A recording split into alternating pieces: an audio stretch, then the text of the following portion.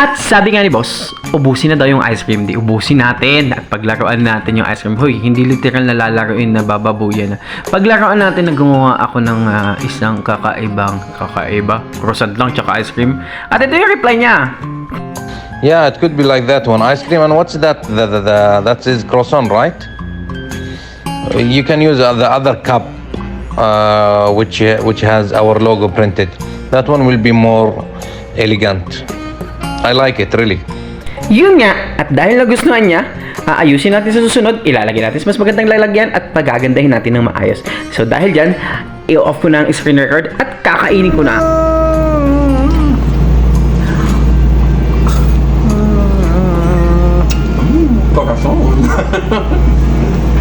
My বন্ধু today You like? You like? No like? don't like me